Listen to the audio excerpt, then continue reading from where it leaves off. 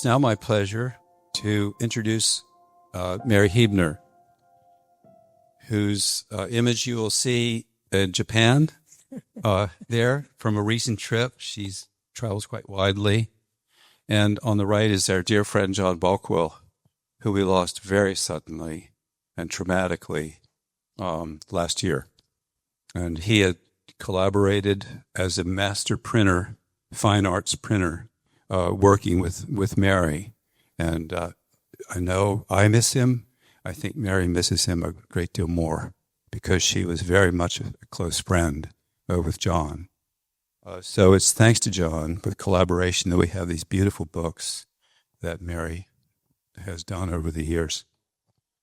So I'd like a formal introduction. Mary earned her BFA in Art and Literature from the College of Creative Studies at the University of Santa Barbara, followed by an MFA. The anonymous artists of the Upper Paleolithic and the sculptors of classical antiquity have been an ongoing inspiration. She found a kindred spirit in the writing and visual presentations of Maria Gimbutas. She was invited to sketch cyclotic figures from the Getty Villas holdings, and in 1997, the French Minister of Culture invited her to visit the original cave of Lascaux before the replica. From that experience came a series of paintings and 2 artist books. From 1988 to the present, Mary has traveled extensively on assignment with her husband, photographer Macduff Everton, and this has greatly enhanced her sense of humanity and her sense of place and widened her studio practice. Her most recent large collages transpose figures from antiquity in fresh and provocative ways. She's currently working on a gorgeous limited edition book called The Mythos Quartet, which she will publish under her imprint, Simplemente Maria Press, founded in 1995. The press unites place-based inspirations and images with studio practice, writing, and papermaking to create handcrafted books that couple her visual art and her writing. She's a fine poet in a variety of formats. So please welcome Mary Heebner. Thank you, Lance, for that very kind introduction, and thank you for putting this together. I'm so appreciative and honored to be part of this all-star group of presenters. And thank you, Kim and Santos and the crew, for making this all audible and visual for us, and also for our friends on Zoom. The image that was the flyer for this conference is called Looking Back. And these days, people are talking, what are their origins? What are their ethnicity? And sometimes building walls between ethnicities or cultures or genders. And I'd rather see it as building bridges where art is a form of translation. And in this case of looking back, there are ancient figures from the Minoan and from there's the goddess with the eyes on the lower right. And she's sort of seated, this Aphrodite sculpture, sort of seated in a puddle that is very much the Lesbiug Venus. As Lance mentioned, a lot of my inspirations come from the ancient work, the anonymous ancients. I was first introduced to cave art in a book that I had when I was in grammar school, and I kept looking at these photographs of images of the caves, and to my eye, I saw it as an entire composition rather than just the figure. And so I think a lot of my work took that earthen ochre tonality and used it in my compositions. I love the fact that one of the most simple but profound ways in which we know of our ancestors is simply by a handprint. there's a wonderful Robinson Jeffers poem called Hands, and it talks about a cave in Tassajara. And it basically says to all of you who come after us, we were here. And this on the upper right is a sketch from this little book, Old Marks, New Marks. I have a couple copies there. And the reason for this book is I was having a bit of a hissy fit.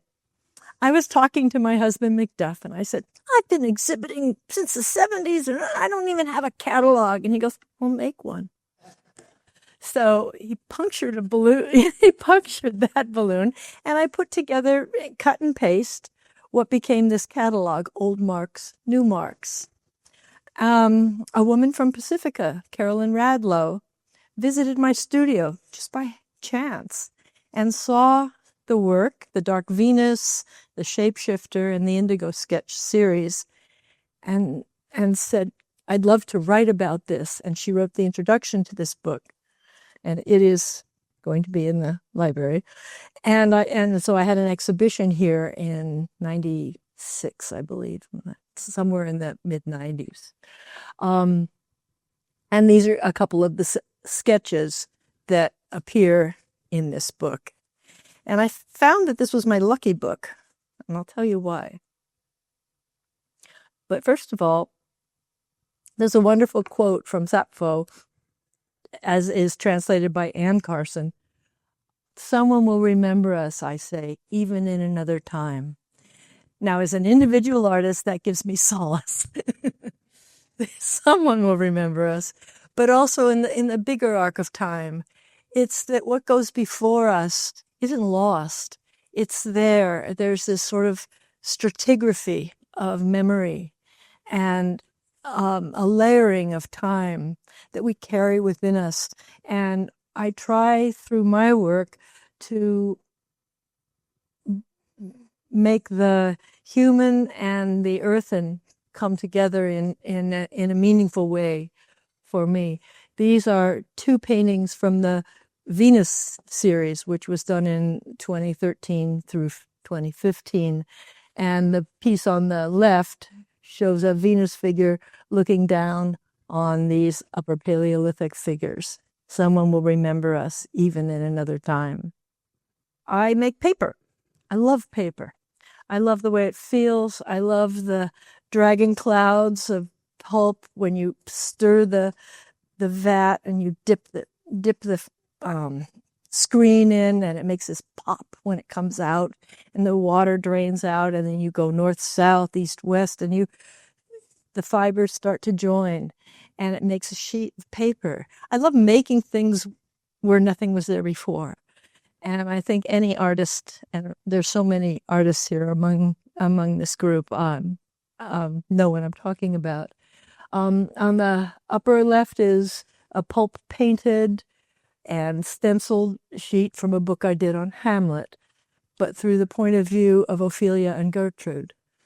The blue is the chemise for a book on the Blue Shore of Silence, Poems of the Sea by Pablo Neruda. And on the right, I'm making paper for the Lascaux book called Scratching the Surface. In the lower left, I collaborated with my daughter, Sienna Craig, for a book called A Sacred Geography, Sonnets of the Himalaya and Tibet. And that's where she's done her artwork since she was 19. She's 51 now. So that's her place. And she's been working with culturally Tibetan people. And we letterpress, John did in letterpress, her sonnets on this paper that I made.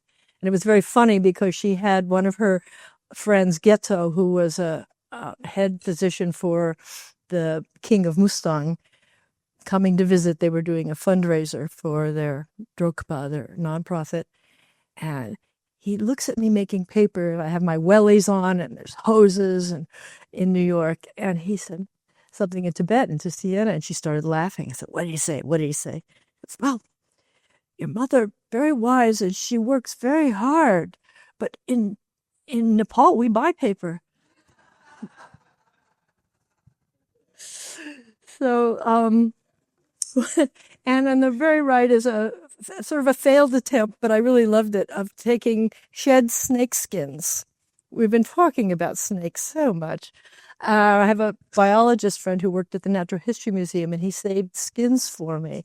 And I incorporated, and I tried to sort of pin them down to make them do what I wanted them to do in the pulp, and they just floated around. And they made their own shape, so I just gave up and let them do it, and got some beautiful shapes of the snake skin embedded in the paper. Oop.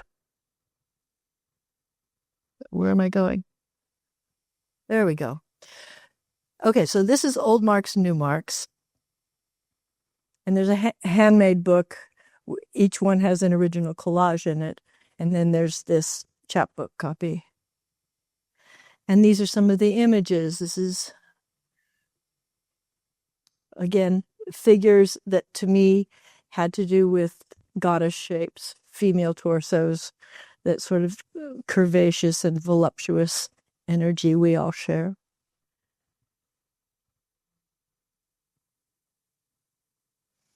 I work on the floor.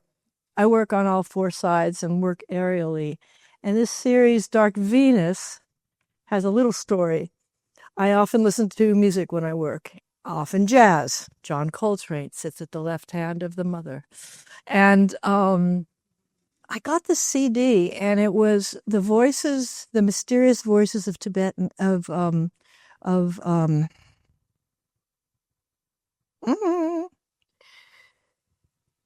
the women, Bulgarian, the Bulgarian voices.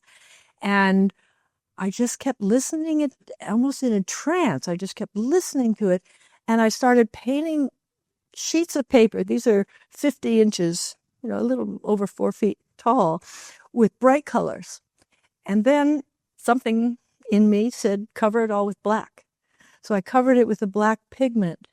And then I excavated it. I unearthed shapes, carved into it, and saw, almost like reading tea leaves, I saw these shapes and followed that and made these images.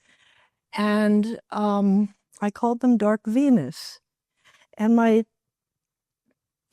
therapist, who became a friend, Lori Rajovic, came to my studio and said, "Do you know the work of Maria Gimbutas?" I said, "No, I've never heard of her." She goes, "Well, these signs, I just made them up. The spirals and the lines and the water." And she said, "You should take a look at it." And so I did. And that's when I first learned about her. And I just want to read a little quick paragraph about my imagination of the artists who were in the caves, the Paleolithic caves. The Paleolithic cave paintings have a spattered, airbrush quality to them, yet a controlled precision of line that conveys an accurate, if not tender, understanding of both the process of image making and of the subject. It's said that the artist would masticate pigments and blow the gooey, saliva-bound color directly onto the cave wall. Although fibrous brushes were also used, the human mouth was a primary tool. I imagine the artist practically kissing the rock, his or her diaphragm pulsing with controlled breath, producing a rapid tapping sound like a sputtering sprinkler as the juicy color was literally airbrushed onto the surface. Chewing ochre and oxides is actually metabolizing the earth, mingling its mineral substances with the body's own fluids and breath. Along with the paint, part of the artist's being was projected onto the wall. The artist blew hot breath, a vehicle for the regurgitated earth, out in order to make shapes appear that through this intimate process became the image depicted. So that's kind of my take on what I saw and what I felt when I was witnessing the caves in Lascaux or Font-de-Gaume or Rouffignac, or just working in my studio listening to that trance music. And here's some more of the Dark Venus, solar music, water carrier. And again, that figure almost like bull's horns, is also arms raised, and there's something just joyful about that inverted semicircle. And I even got on my knees in front of the Catholic Church in Santa Barbara every year to do the I Modernari, and I would always make up a chalk painting. I never had a sketch. I just made it up as I went along, and this one was, I called it Water Spirit, but it was definitely in line of the goddess imagery that I was enthralled with. And this is just chalk that I made myself, and I made it with highly pigmented, so it was really pigmented. And I still have some of that chalk, and I still use it. And Indigo Sketches, again, was another collage, and you can see in the very upper part, faint pencil drawing of this from my cycladic sketches that I did at the Getty. And this is all on paper that I made by hand.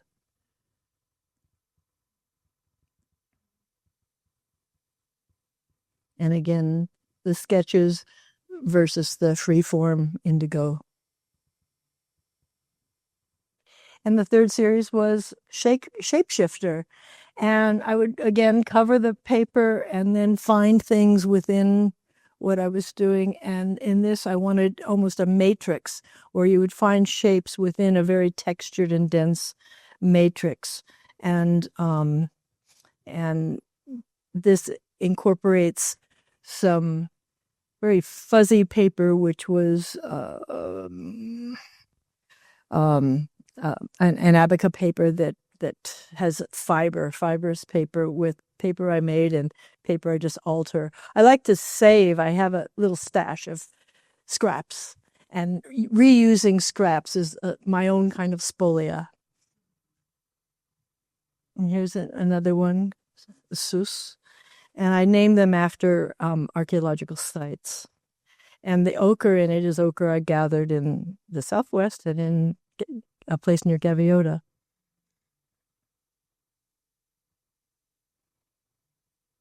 And Suriol.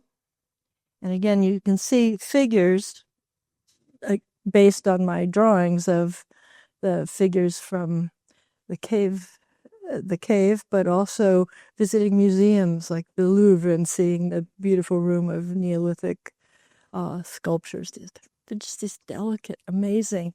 And then some of them are just strong and powerful, power-packed. Even though they're minuscule, they have this amazing kind of presence. And also these sort of mysterious signs, like those rectangles in the upper right corner. I remember seeing in Lascaux, there's this massive cow and dainty little feet. And below that were these 9 rectangles with different colors. I don't know what they meant, but they reminded me of Klee, or Paul Klee, the artist, or I mean, it just, like Lance was talking about the Klimt and how he would incorporate these signs and rectangles and stuff. It's in us. It's in us. And then from the Getty and my sketches there, I worked on these cycladic figures, and Marion True was very wonderfully kind to me and let me work from the stacks. She was pilloried, vilified, and she was an amazing woman. And she was the one who was trying to give back collections. And she was, anyway, another story. But she is an amazing woman, and told me about the pigmentation that was on the cycladic figures, and so I made these pieces that are 60 inches tall. They're big. And the green, I just love the fact that in the Getty Villa, the room that houses the cycladic is this viridian green. And it just seemed almost like the Aegean or something. So those were, and these are some of the sketches I did from the stacks when I was there. Just little modest things. I love the ones with the heads up like this, and they're called stargazers. They're just these little and they're looking up like they're looking at the stars. I mean, how beautiful is that? So these are my stargazers, a couple of them. And I don't always work big, but these happen to be big too. They're in my storage. And this series of the Cyclades, I almost called skin because I made handmade paper that then I burnished pigment into it. I rubbed pigment and then some metallic pigment. And then those classic Cycladic figures I just love. I did this series of those from those forms, and to me they're as contemporary as Modigliani or Brancusi. They're just right there, and that's why I kind of skip backwards to ancient work, because it just seems right there. Then more recently in the world came the Greeks and the Romans and the Mediterranean culture. And I was in Spain, in Mérida, which is an area close to Portugal, where the Emeritus, because the Roman Empire spread everywhere, right? And it spread to Mérida, which means emeritus, that the generals or the soldiers that had gained merit were given plots of land, just like here, the land grants in the ranches. And Rafael Moneo, amazing architect, had this commission to design the Museo de Arte Romano. And the ceilings are 40 feet tall, maybe, and they're arched like an aqueduct or a cathedral, and they're just gorgeous. And I thought, but what's the reason for it being that? And besides just aesthetically, you're just feel like you're in a sacred space, and it's all red brick. And in these niches, he had these Roman sculptures, and I saw this one on the left. I said, I'm going to do another Venus series, but I'm going to work with this fragments, because to me it's a whole piece. That's what I have. I don't have the arms, the head, the legs, anything. That's the piece. And that's what I'm given, and that's what I respond to. And in the British Museum, right as you walk in, there's this wonderful crouching Aphrodite who's just magnificent. And on the right at the Met is another Aphrodite in all her glory in this golden sandstone. So I took photos, made sketches, and did a whole series that lasted for 3 or 4 years. And I just called them the Venus paintings.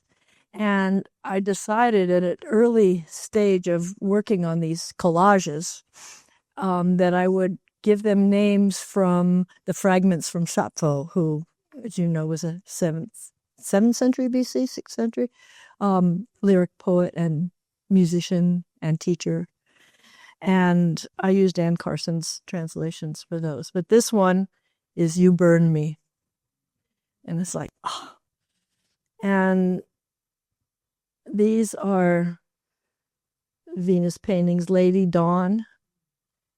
And on the right is Poetry is Pure White, which is a first line from a Pablo Neruda poem about ironing out. Poems are like all crumpled, and you have to kind of iron them out and smooth them out, and get the everydayness out of it and make it just pure white.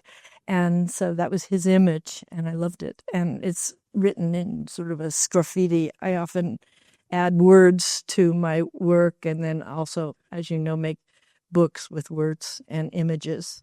And I forgot to mention, when I was in high school, I was at Providence all-girls Catholic school in Burbank, right during Vatican II.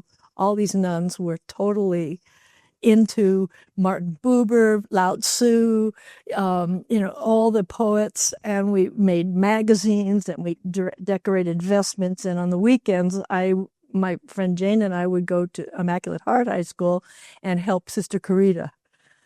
So I didn't think about that until way later when I started making books, that Corita was a real influence to me in terms of her, not only the content, but the form of her words with images. Here's more of the Venuses. Aphrodite from the ashes, and she shines on the earth silvery. And in longing, she goes back and forth remembering gentle Attis, and in longing, she bites her tender mind. I mean, they're just strong.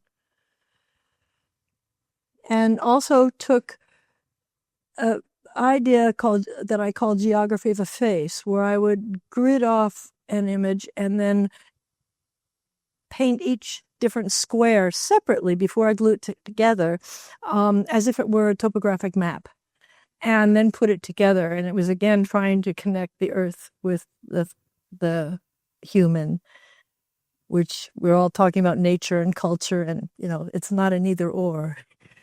And likenesses carved in marble explore the wilderness of a single face, the mounds and crevasses of the changing vision, where light, sound, and sensation enter. The bright electricity of imagination, the markings of wonder, the face is a messenger. A portrait is by turns a layering and a peeling away, a chiaroscuro of form and shadow, memory and history, a shift of shapes in a play between obscurity and clarity. The reading of the face is depicted in sculpture, reveals it completely as the relationship between viewer and viewed transforms and deepens in time into intimacy. This is a piece from that little sculpture, which is a funereal sculpture, a veiled woman. And here's another one from the Veiled, Unveiled series. And these are 40 inches square, and they're handmade paper and marbleized paper collages. This is Anahita in the guise of Aphrodite. And this is from the British Museum. It's a bronze. And she's from the Museo Arte Nazionale in Rome. But I also use her as the cover for my book on Cassandra. I made this in 2016 when all of our inner Cassandras were screaming, and as we are now again. And it's an accordion book that spans about 15 feet when it's open. And it's a zinc powder-coated box etched with that face. And the last series I'm going to show you is called Cut-Ups. And I work on the floor. That's the floor of my studio. And I'm laying out these, what I wound up calling a triad of naiads. And it's this blue paper that I pulp painted and hand painted. And the scraps, those little almost U-shaped shapes, are scraps from a previous book I was making. And I saved the scraps and used them again in a new way. And so this became this. And I love being able to look at little details from, and this is 6 feet square. It's this big old guy. And this, again, came from that Moneo Museum, where he took, one of the reasons for the 40-foot ceilings was he took Roman floor mosaics and put them on the wall. And not only I work on the floor and then put them on the wall, but you see things so differently when you're facing it like that rather than when you're seeing it aerially. And so to me, that was an exciting moment to think, yeah, I'm not I don't have the beautiful tesserae and I don't have the skill or anything of these Roman mosaicists, but the idea of bounding something and putting a central image in it became these pieces called cut-ups. And here's another one. This is Gaia floating, and she's floating over the ocean. I gave her horns. And these are all imminent plant forms that are jutting out of the corners. How am I on time? Yeah. Okay. And this, you may have seen a version of this at the film festival. Roger Derling had interviewed me for, Profile in the Independent. And then he called me later and said, it's the 40th anniversary of the film festival, and I want something classic and timeless. And I thought of you, and I went, wow, that's a compliment. And so I got to work, and I did one piece with a Cycladic woman figure.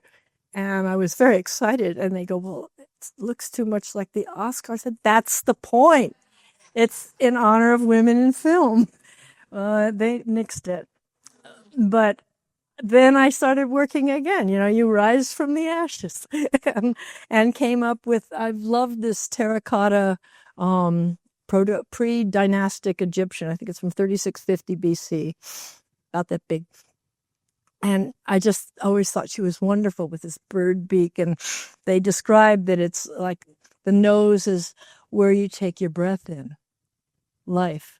And I liked that. And then I had it with an osprey, which along the coast here in Summerlin, up to the beaches in Santa Barbara, you'll see them hunting in pairs. And they're not endangered, but they're in a critical because of loss of habitat. And I put that under the roiling Pacific. Yes, it is. Yes. Yes. And this is Demeter, and this is Demeter's winter, because if you can see in the upper left, there's Persephone, and she's kind of going off. And on the right-hand side, I took, we have an arbor that we have grapes growing, and it was just a few months ago when the leaves were falling. I used it as a template and cut out these pieces of handmade paper and made these grape shapes. And I'd like to show a little 20-second video next.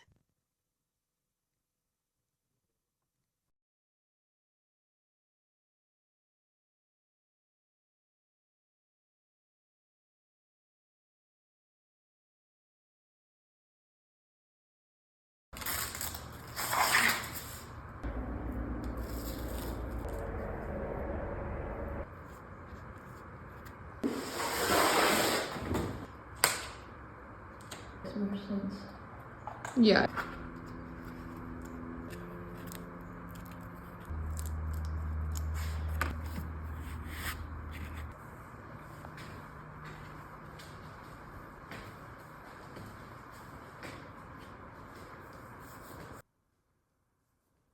So that's Demeter's winter. Okay, next slide is again the bird woman over cenote.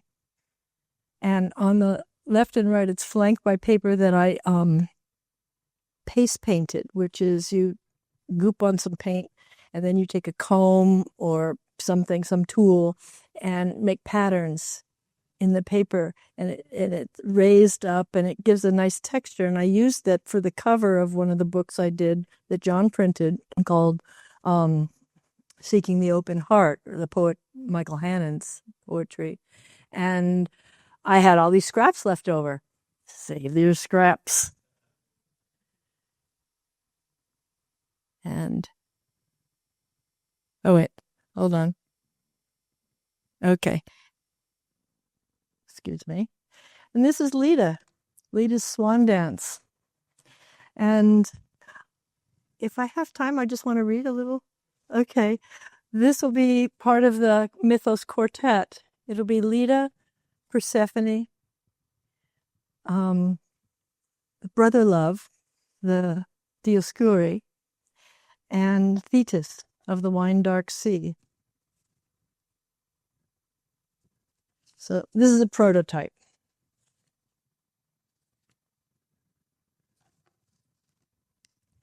I wasn't bewildered at all when my 4 children hatched from 2 large eggs. This curious nest of gods and mortals. Gods are full of surprises, especially Zeus, with his antics and bottomless appetite. They name it rape. Zeus, the supreme rapist, fathering generations of demigods, a narcissist, a priapic prick, always in excess, thoughtless, blinded by lust and self-love. They say when necessary he transforms into a bull, a fly, a snake, a swan, even a golden shower, in hot pursuit of unsuspecting and helpless women. In this instance, Zeus rapes the Spartan queen, Leda, cuckolding her husband, the king of Spartus, Tyndareus. But what if there's another story, or many? It's a myth, after all. Flight dream. I spy a swan among the reeds. Something hypnotic draws me into the water, and I am no longer whom I had been. We float side by side in the water, the swan and I. The swan dips his head and preens his feathers. I do the same. Over and over we dip our heads beneath the lake. The bowing and preening grows faster and faster, a trance-like tarantella. Our eyes fix on one another, and breast to breast, wet wing, feathers sleek by our sides, the touch is ecstatic. The beat of our hearts pounds as we mirror our every move. Slowly we swim, synchronous. Our necks are no longer necks, but a dancer's single 2 arms. Suddenly he swims behind and mounts me. I nearly suffocate under the weight and thrust as he pins me with his feet downward under the water, breathless. In seconds. He gives, I receive, in seconds. His beak lifts my head up out of the water. As I paddle forward, we spread our wings for ballast.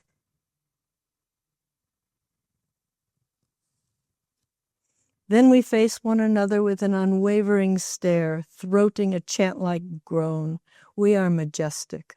We rise out of the water, our wings a shakedown of ecstasy. By nightfall, I will lay with my beloved husband Tyndareus, and he will be none the wiser. I will leave him utterly satisfied, and as we sleep deeply, my tryst with the swan invades my dreams. It's the longing. What is to become of this? So that's my Leda. So my rule for the quartet is that all the images from here have to come from the collage. There's just a couple more. This is Persephone down deep. And this is laying out the book. This is the swan dance as I'm laying it out. And this is Persephone, which is this little gal. So anyway, this is coming. It's not here yet. But there's Hades.